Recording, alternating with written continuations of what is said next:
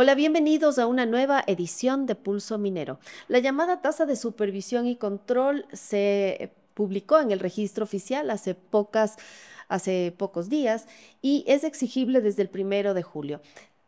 Esta tasa podría generar al Ecuador, por ejemplo, controversias internacionales.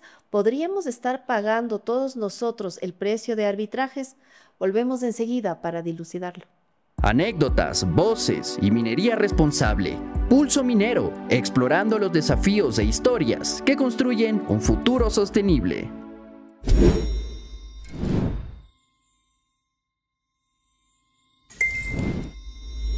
A partir del 1 de julio se hace exigible la tasa de supervisión y control que ha sido impuesta por la Arcom a través de una resolución a toda la actividad minera.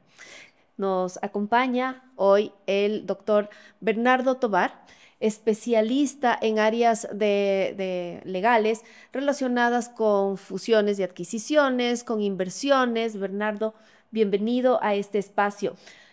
Mirando a futuro, ¿esta tasa podría generarnos controversias internacionales, temas de arbitrajes? Gracias por la invitación, María Eulalia. Hay que mirar al presente primero y en el presente el daño ya está hecho. Y si me permites poner esto en contexto, porque un tema que se entiende poco es el impacto que tienen estas normas que se cambian de la noche a la mañana. Entonces, hagamos un poco de memoria.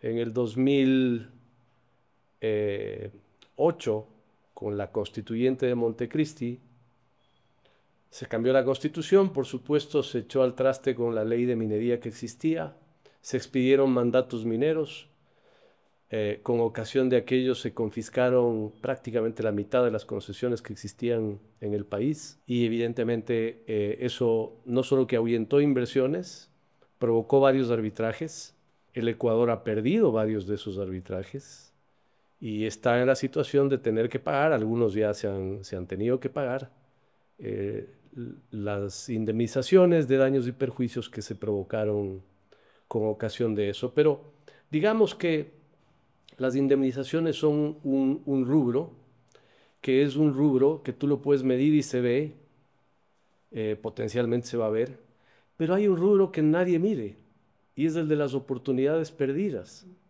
Porque este tipo de medidas lo que le dicen al inversionista es, este es un país que no se respeta a sí mismo.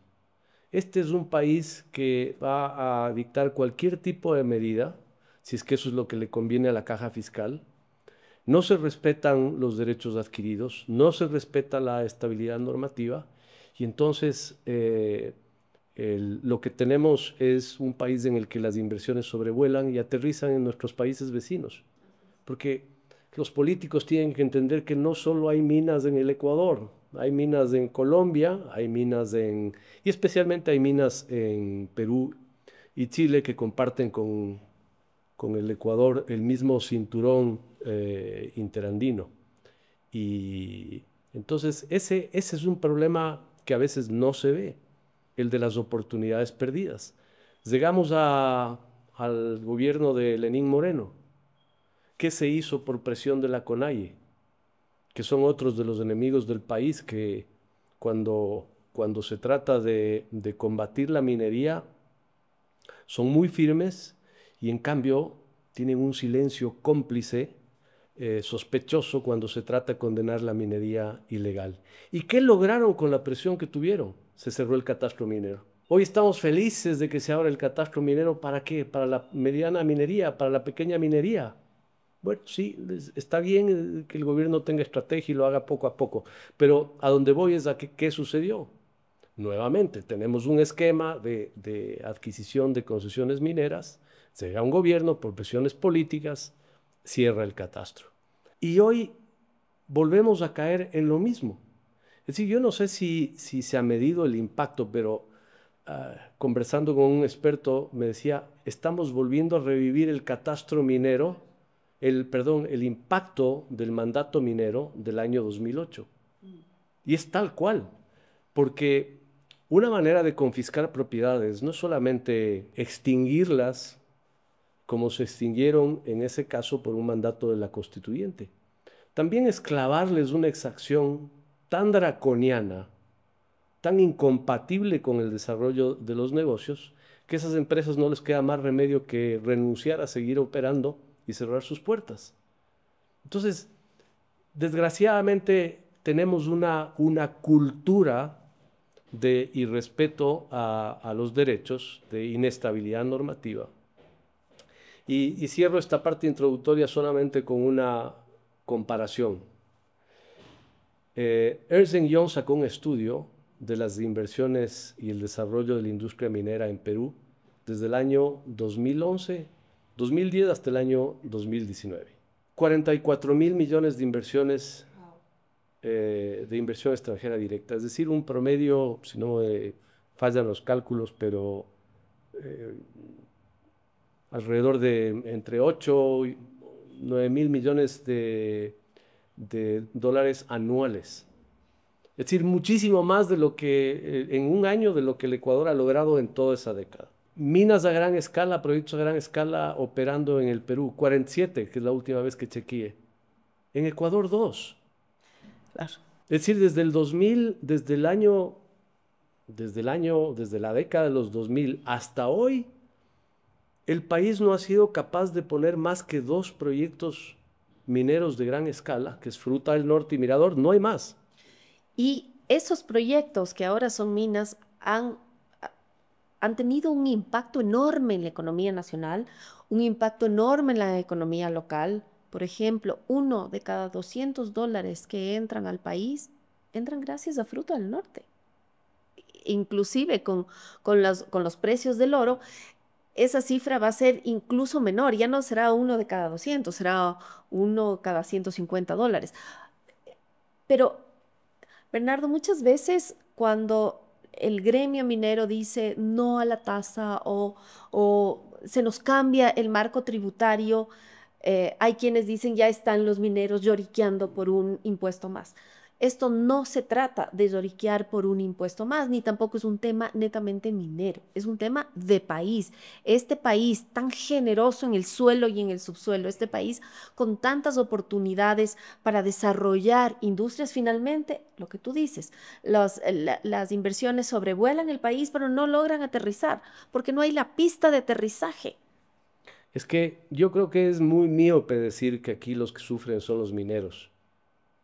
Sí, también los mineros, pero finalmente los mineros tienen otros países, tienen otras opciones, tienen otros proyectos. Y generalmente la gente que pone capital de riesgo, que es el que se necesita para desarrollar la industria, bueno, esa gente tiene la capacidad también de llevar sus inversiones, sus capitales a otro lado. El verdadero problema no es que sufran los mineros. El verdadero problema es que sufre la gente que se queda sin empleo en el Ecuador, las comunidades que pierden la oportunidad de un desarrollo social a raíz de la inversión, la dinamización de la economía que se provoca con las inversiones mineras. Ese es realmente el sujeto que está impactado, no es que lloran los mineros, es que se le está privando a la gente de oportunidades de desarrollo y de empleo. Que es otro tema. El Ecuador tiene, si es que no me fallan las cifras, pero el Ecuador ha tenido más o menos un 40%, 35 a 40% de su población económicamente activa con un empleo formal. Esta es una cifra que nos debería interpelar y que debería interpelarle a los líderes políticos, pero es una vergüenza. Cuando creció un poco el pico, es cuando el Estado gastaba a tontas y a locas con los precios del petróleo, el empleo público creció muchísimo, pero aún así no llegamos nunca a rebasar, me parece que el 48%. Y hoy estamos por ahí, 39%. 40%. La gran pregunta es, ¿por qué en el Ecuador no somos capaces de sobrepasar esa barrera que ya parece una maldición del 40% del empleo adecuado. Recursos no nos faltan. No nos faltan recursos, lo que nos sobra es de estupidez a veces, porque esta tasa, y algunos dicen, bueno, es que es inconstitucional. Sí, es inconstitucional la tasa. Pero imaginemos que el gobierno, con la mayoría que tiene en la Asamblea, se da el trabajo de hacer una ley. Está así respetando la Constitución en el sentido de que solo mediante una ley aprobada por la Asamblea se pueden crear tasas, contribuciones o impuestos.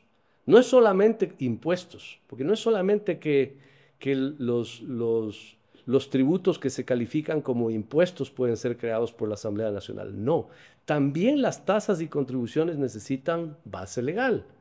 Lo que pasa es que cuando esa atribución que se expide mediante una ley se le otorga a un gobierno seccional, entonces es el órgano legislativo del gobierno seccional el que puede fijar la tasa, pero los parámetros de la tasa, el hecho generador, tiene que estar establecido en una ley. Pero imaginemos, volviendo al análisis, de que el gobierno cambia lo que hoy es la patente de conservación de las concesiones mineras, y expide, respetando la Constitución, con la mayoría que tiene en la Asamblea Nacional, una ley que no adolezca de estos vicios. Igual es tremendo, igual significa un impacto a la seguridad jurídica, igual significa una violación del principio de trato igualitario, igual significa un principio de afectación a la no confiscación. Todo esto nos va a llevar a arbitrajes internacionales. Que pagaremos todos. Porque todas estas concesiones que se están caducando, como el catastro se cerró en época de Lenin, todas estas concesiones fueron otorgadas alrededor del 2016, 2017, muchas antes, y por lo tanto durante la vigencia del Convenio Bilateral de Protección de Inversiones con Canadá, que tiene además un plazo de 10 años de supervivencia, así que tenemos todavía un rato de vigencia del convenio, y con toda seguridad se van a presentar demandas que la termina pagando el ecuatoriano común y corriente, no solo porque los recursos salen de las arcas fiscales para pagar estas aventuras normativas, sino también por vía de oportunidades de desarrollo perdidas. Y cuando hablamos de arbitraje parece que es algo sumamente lejano, ¿no? El arbitraje, los millones del arbitraje pagará el Estado. No, pero esos millones finalmente son millones que podrían concretarse en una escuela, que podrían hacerse puente, que podrían hacerse hospital. Cuando decimos que el arbitraje lo pagamos todos, de verdad estamos dejando de tener una oportunidad para el progreso. Bernardo, tú que trabajas con inversionistas, cuéntanos, cuando ellos están analizando llegar o no llegar a un país, ¿qué es lo que primero ven? ¿Qué dicen? ¿Qué opinan del Ecuador? El Ecuador es una caricatura de Estado de Derecho. Qué pena oírlo. Es una caricatura de Estado de Derecho. Es decir, aquí la ley se aplica selectivamente. Todos sabemos la corrupción que hay a nivel judicial. Hay sentencias como las del caso Metástasis, que no lo digo yo, lo ha confirmado la Fiscalía y lo han confirmado las sentencias. Entonces, primero es un sistema jurídico en el que la adjudicación, es decir, la administración de justicia, es incierta por los niveles y la penetración de la corrupción en el sistema judicial. Luego, es un sistema en donde la norma se cambia a cada tanto. Entonces, no hay ningún respeto a la seguridad jurídica. O que los mineros no tienen derecho a la seguridad jurídica. Esas concesiones que se obtuvieron mediante un conjunto de reglas que sirvieron para la adquisición del derecho y los compromisos de inversión, resulta que de un plumazo burocrático se cambian de la noche a la mañana, y esos derechos adquiridos no valen ni el papel en el que están escritos. Entonces el problema es que somos una caricatura de Estado de Derecho. Y en esto hay mucha miopía. Lo que deja de percibir el país en materia de inversiones es que esto es dispararse en el pie. Claro que habrá una, dos o tres compañías que paguen la tasa, porque tienen ya una concesiones en explotación y digamos que ya no pueden darse el lujo de perder o de afectar una relación ya profunda, enraizada y con el gobierno ecuatoriano, y probablemente paguen la tasa, probablemente paguen y protesten y de todas maneras propongan una demanda arbitral después. Entonces, claro que va a haber un grupo de empresas que paguen, pero va a haber la gran mayoría que están en etapa de exploración no tienen el capital de riesgo suficiente para ponerlo acá. Y no se trata de tener el dinero, no tener el dinero. Ningún dueño de capital de riesgo quiere que su dinero vaya a financiar un tributo inconstitucional o draconiano. Quiere que su dinero vaya ¿a qué? A financiar el trabajo en campo, la perforación, el pago en taladros, el pago a gente, a geólogos, a desarrollo de las comunidades. Ahí es donde debe estar la plata. Entonces, desgraciadamente, solo el anuncio de la tasa provocó el congelamiento de una serie de planes de inversión en el Ecuador, eso lo podemos decir.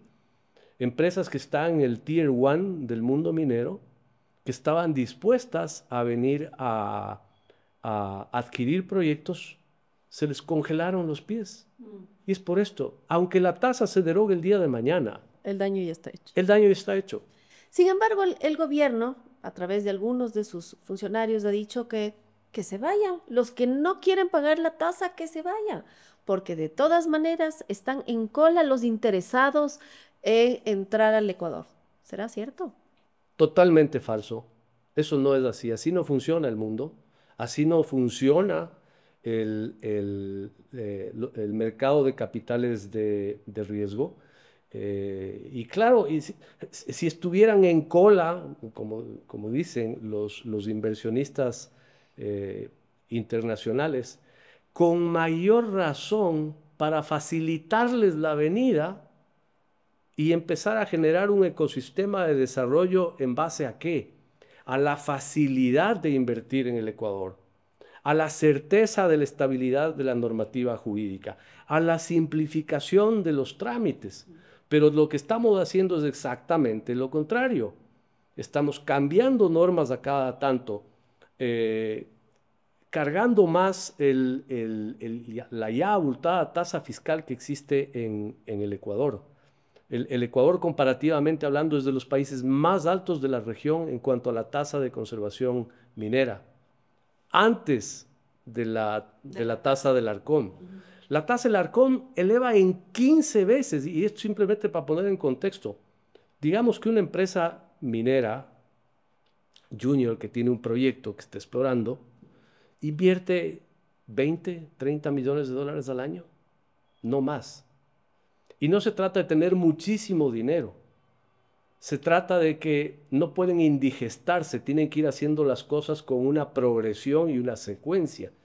Y primero tener 10.000 metros lineales de perforación para entonces correr los modelos geológicos y reorientar la perforación donde han determinado que existe más potencial y entonces volver a poner ahí los taladros y las perforaciones y así sucesivamente. Todo esto no es algo que se hace en un año, se hace en varios años en secuencia hasta descubrir el yacimiento. Entonces, básicamente, si vemos cuál es el presupuesto normal de una empresa que tiene 3.000, 4.000 hectáreas en exploración, estamos hablando de 30, 40 millones de dólares en exploración. Solo la tasa les va a costar más. Pagaban en una tasa minera 1 millón, ahora van a tener que pagar 15. Y es una exploración avanzada. Es una exploración. Esta tasa va subiendo conforme los cambios de fase.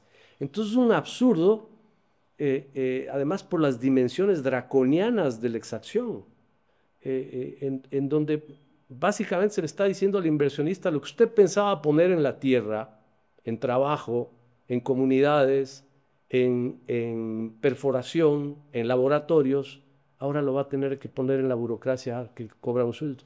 Bernardo, una última reflexión, y más bien una reflexión dirigida a quienes ahora tienen el poder, sea como gobierno nacional, sea como Corte Constitucional que tendrá que resolver las varias acciones de inconstitucionalidad que han recibido. Por favor. Creo que el mensaje es muy sencillo. Yo creo que el Ecuador ya no tiene tiempo que perder. Ese es un lujo que ya no tenemos. Después de un modelo estatista que se sembró en el año 2008 con la Constitución de Montecristi, este modelo además de gestión estatal de los recursos naturales, que solo por excepción permite la inversión privada. Ese es el modelo. ¿Y a dónde nos ha llevado el modelo? Que hoy, por ejemplo, en petróleo producimos menos petróleo que en el año 2007. Hoy el Ecuador produce menos petróleo, no en términos relativos, en términos absolutos de lo que producía en el año 2007, cuando llegó al poder la Revolución Ciudadana. Y ese es el modelo que ahora tenemos. Luego, digamos que hubo una ventana donde creíamos que podía liberalizarse la gestión y atraerse inversiones, y esa ventana se terminó perdiendo, que fue el gobierno de Guillermo Lasso, a quien los socialistas no le dejaron terminar. Y ahora yo digo, tenemos la última ventana, digo yo, de oportunidad que ojalá el presidente actual la aproveche. Tiene la mayoría o por lo menos tiene una mayoría en la Asamblea que le está permitiendo pasar leyes. Tiene por lo pronto el capital político necesario para hacer ciertas reformas constitucionales parciales, porque tampoco creo que tengamos el tiempo para una constituyente. Entonces, hay las condiciones para que el país eche al traste de una vez por todas este modelo estatista y facilite un modelo privado de gestión. Y la ventana de tiempo esa se va a cerrar. Entonces, yo digo, ¿dónde deberían estar centradas las energías del gobierno? En eso, y con una cosa que yo digo que es parte también de la cultura del Ecuador. No se escucha aquí las asambleas, los congresos, los gobiernos regulan las especificaciones de las mangueras contra incendios sin preguntarle a los bomberos.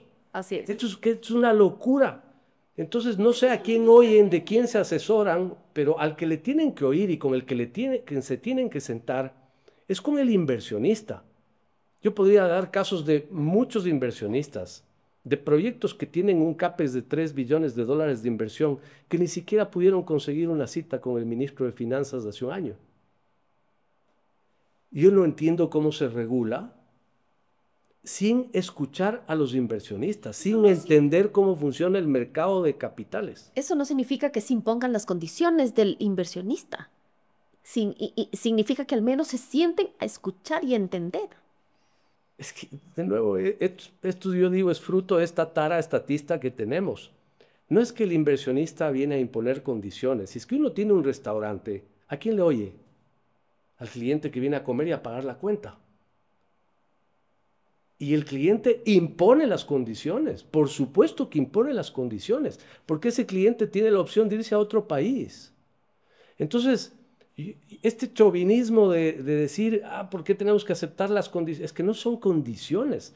Así funciona el mundo, así funcionan los mercados. Entonces, si no somos capaces de entender cómo funcionan los mercados, ¿qué es lo que quiere el inversionista para preferir a Ecuador y no a Perú o Bolivia o Argentina o Brasil como destino de inversiones? Entonces hay que escucharle, pues. Porque esto no es un problema que impongan las condiciones. Nuestra lucha no es sector público con privado, no es gobierno con inversionistas. Es gobierno compitiendo contra Perú, contra Chile, contra Colombia, contra México, contra Nevada y British Columbia, en ver dónde se establece la próxima frontera minera. Así es. Bernardo, muchas gracias por esta conversación que espero haya ayudado a la audiencia a esclarecer algunas dudas y a realmente contemplar el panorama que tenemos. Este país es un país rico, es un país con recursos, pero es nuestra obligación como sociedad, lo cual incluye también a las autoridades, de tomar buenas decisiones. ¿Para qué? Para que estos recursos se conviertan en progreso, se conviertan en un desarrollo al que sí podemos alcanzar. Gracias, Bernardo. María Eulalia, gracias a ti. A ustedes, muchas gracias. Nos vemos en la próxima edición de Pulso Minero.